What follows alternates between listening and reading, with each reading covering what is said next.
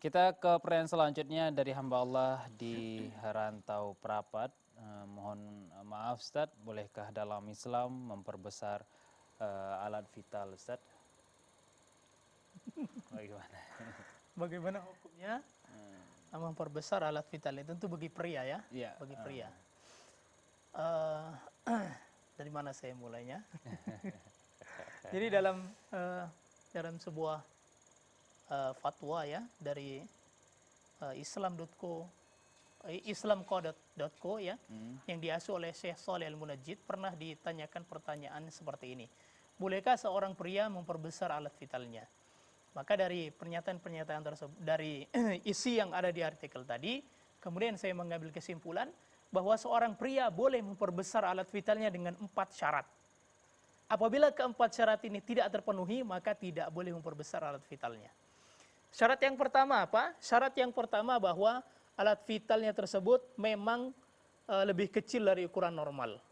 Kemudian mengganggu keharmonisan rumah tangga, berdasarkan rekomendasi dari dokter, serta tidak membahayakan dirinya.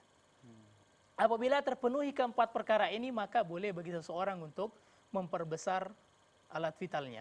Ya, sebagian para ulama menyatakan tidak boleh melalui jalur operasi, hanya boleh melalui jalur obat-obatan. Baik, yang pertama yaitu bahwa diperbolehkan baginya apabila lebih kecil dari ukuran normal.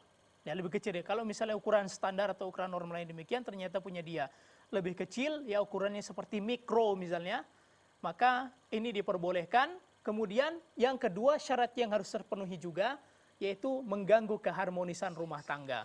Apabila ukurannya ternyata lebih kecil dari ukuran normal dan tidak mengganggu keharmonisan rumah tangga, maka ini tentu saja tidak boleh.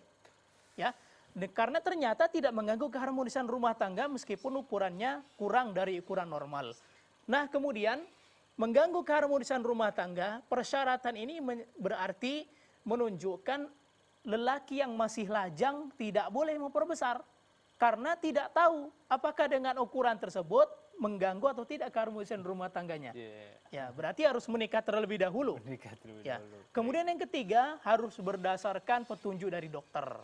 Ya, kalau misalnya dokter menyatakan dengan kondisi Anda tidak mungkin diperbesar. Karena bisa jadi misalnya seperti disuntik silikon, akhirnya malah menjadi berbahaya. Bahkan nanti bisa diamputasi, tidak memiliki alat kelamin lagi. Ya, berbahaya.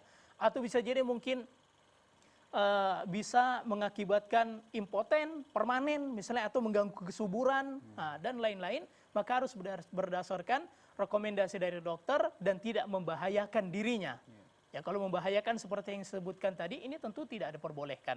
Ya, apabila terpenuhi keempat persyarat ini, saya menyatakan keempat persyarat ini semua harus terpenuhi, bukan salah satunya.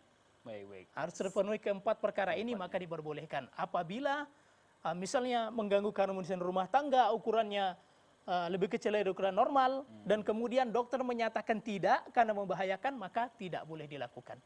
Dan syarat selanjutnya seperti yang disebutkan tadi, hendaknya tidak melalui proses operasi, ya, tetapi melalui obat-obatan. Ini menurut sebagian para ulama. Wallahu ta'ala a'lam.